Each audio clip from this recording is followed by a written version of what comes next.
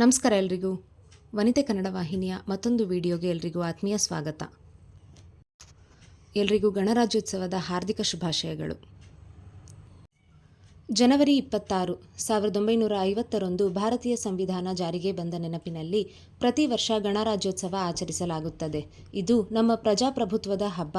Doctor BR Ambedkar ಅವರ ನೇತೃತ್ವದಲ್ಲಿ ವಿಶ್ವದ ಅತಿ ದೊಡ್ಡ ಲಿಖಿತ ಸಂವಿಧಾನ ರಚನೆಯಾಗಿ ನಮಗೆ ಸಮಾನತೆ ಮತ್ತು ಸ್ವಾತಂತ್ರ್ಯ ನೀಡಿದ ದಿನ.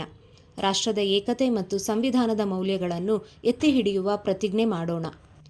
ನಮ್ಮ ದೇಶವು ಆಗಸ್ಟ್ 15, 1947 ಸ್ವಾತಂತ್ರ್ಯ ಪಡೆದರೂ ಜನವರಿ 26, 1950 ಭಾರತವು ಪೂರ್ಣ ಪ್ರಮಾಣದ ಗಣರಾಜ್ಯವಾಯಿತು.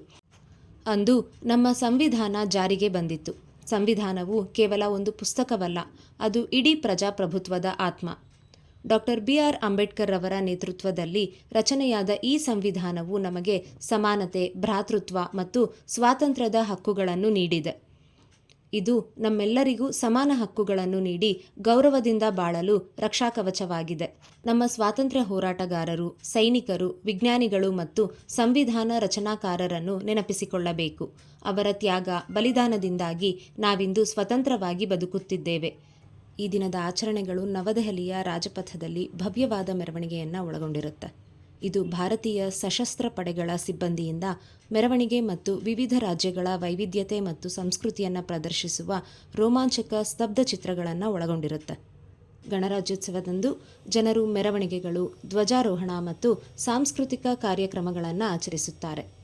ನವದೆಹಲಿಯಲ್ಲಿ ಮಿಲಿಟರಿ ಶಕ್ತಿ ಪ್ರದರ್ಶನ ಮತ್ತು ವಿವಿಧ ರಾಜ್ಯಗಳ ಸಾಂಸ್ಕೃತಿಕ ವೈಭವ ನಡೆಯುತ್ತದೆ.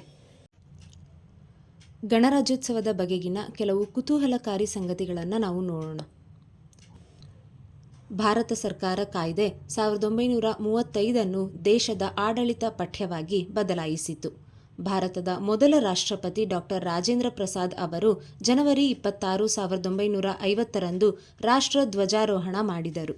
ಇದು ಭಾರತೀಯ ಗಣರಾಜ್ಯದ ಜನನವನ್ನು ಸೂಚಿಸುತ್ತದೆ. ಭಾರತದ ಗಣರಾಜ್ಯೋತ್ಸವ ಎಂದು ಗುರುತಿಸಲ್ಪಟ್ಟ ನಂತರ ಆ ದಿನವನ್ನು ರಾಷ್ಟ್ರೀಯ ರಜಾ ದಿನವೆಂದು ಘೋಷಿಸಲಾಯಿತು. 1950 ಉದ್ಘಾಟನಾ ಗಣರಾಜ್ಯೋತ್ಸವ ಮೆರವಣಿಗೆ ನಡೆಯಿತು. ಹಿಂದೆ ಇರ್ವಿನ್ ಆಂಪಿಥಿಯೇಟರ್ ಎಂದು ಕರೆಯಲ್ಪಡುತ್ತಿದ್ದ ಮೇಜರ್ ಧ್ಯಾನ್ ಚಂದ್ ಕ್ರೀಡಾಂಗಣವು ಪಂದ್ಯಾವಳಿಯ ಸ್ಥಳವಾಗಿತ್ತು. ಪ್ರದರ್ಶನದಲ್ಲಿ 100ಕ್ಕೂ ಹೆಚ್ಚು ವಿಮಾನಗಳು ಮತ್ತು 3,000 ಭಾರತೀಯ ಸೈನಿಕರು ಭಾಗವಹಿಸಿದ್ದರು. ಭಾರತದ ಮೊದಲ ಗಣರಾಜ್ಯೋತ್ಸವದ ಮೆರವಣಿಗೆಯ ಮೊದಲ ಮುಖ್ಯ ಅತಿಥಿಯಾಗಿ ಇಂಡೋನೇಷ್ಯಾದ ಅಧ್ಯಕ್ಷ ಸುಕರ್ಣೋ ಅವರು ಭಾಗವಹಿಸಿದ್ದರು. ಸಾಂಪ್ರದಾಯಿಕವಾಗಿ ಮೆರವಣಿಗೆಯನ್ನು ರಾಜ್ಪಥ್ನಲ್ಲಿ, ಈಗ ಕರ್ತವ್ಯ ಪಥ್ ಎಂದು ಮರುನಾಮಕರಣ ಮಾಡಲಾಗಿರುವ ಪ್ರದೇಶ, ಅಲ್ಲಿ ನಡೆಸಲಾಗುತ್ತಿತ್ತು. ಪಾಕಿಸ್ತಾನದ ಗವರ್ನರ್ ಜನರಲ್ ಮಲಿಕ್ ಗುಲಾಂ ಮಹಮ್ಮದ್ ಅವರು ಮೆರವಣಿಗೆಯಲ್ಲಿ ಮುಖ್ಯ ಅತಿಥಿಯಾಗಿದ್ದರು. ಬೀಟಿಂಗ್ ರಿಟ್ರೀಟ್ ಸಮಾರಂಭವು 160 ದಶಕದ ಪದ್ಧತಿಯ ಮೂಲವನ್ನು ಹೊಂದಿದೆ ಮತ್ತು ಇದನ್ನು ವಾರ್ಷಿಕವಾಗಿ ಜನವರಿ 29 ನವದೆಹಲಿಯ ವಿಜಯ್ ಚೌಕ್ನಲ್ಲಿ ನಡೆಸಲಾಗುತ್ತದೆ. ಸೈನಿಕರು ಮರಳಿ ಭಾರತಕ್ಕೆ ಮರಳುವುದನ್ನು ಘೋಷಿಸುವ ಪದ್ಧತಿ ರಾಜ ಜೇಮ್ಸ್ ರವರ ಕಾಲದಿಂದಲೂ ಬಂದಿದೆ. ಅವರು ಯುದ್ಧದ ದಿನದ ಅಂತ್ಯವನ್ನು ಗುರುತಿಸಲು ಸೈನಿಕರಿಗೆ ಡ್ರಮ್ ಬಾರಿಸಲು, ಧ್ವಜಗಳನ್ನು ಕೆಳಗಿಳಿಸಲು ಮತ್ತು ಮೆರವಣಿಗೆಯನ್ನು ನಡೆಸಲು ಆಜ್ಞೆಯನ್ನು ನೀಡಿದರು. 2024 ಗಣರಾಜ್ಯೋತ್ಸವದ ಥೀಮ್ ಭಾರತದ ಪ್ರಜಾಪ್ರಭುತ್ವದ ತಾಯಿ ಮತ್ತು ವಿಕಸಿತ ಭಾರತ, ಅಭಿವೃದ್ಧಿ ಹೊಂದಿದ ಭಾರತ ಎಂಬುದಾಗಿದೆ. ಪ್ರತಿಯೊಬ್ಬ ನಾಗರಿಕನೂ ಸಂವಿಧಾನದ ನಿಯಮಗಳನ್ನು ಪಾಲಿಸಿ ದೇಶದ ಬೆಳವಣಿಗೆಗೆ ಶ್ರಮಿಸಬೇಕು. ನಮ್ಮ ದೇಶವು ಜಗತ್ತಿನಲ್ಲಿ ಮಹಾಶಕ್ತಿಯಾಗಿ ಹೊರಹೊಮ್ಮಲು ನಾವೆಲ್ಲರೂ ಕೈಜೋಡಿಸೋಣ. ಮುಂದಿನ ಪೀಳಿಗೆಗೆ ಉತ್ತಮ ಭವಿಷ್ಯವನ್ನು ರೂಪಿಸುವ ಪ್ರತಿಜ್ಞೆ ಮಾಡೋಣ. ಜೈ ಹಿಂದ್, ಜೈ ಭಾರತ್ ಮಾತಾ. ಈಗ ಶ್ರೀಯುತ ಸುಶಿ ಅವರು ಬರೆದಿರುವಂತಹ ಒಂದು ರಾಷ್ಟ್ರಗೀತೆ.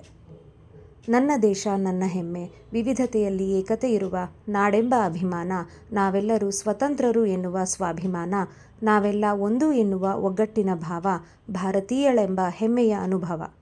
ಧನ್ಯವಾದಗಳು.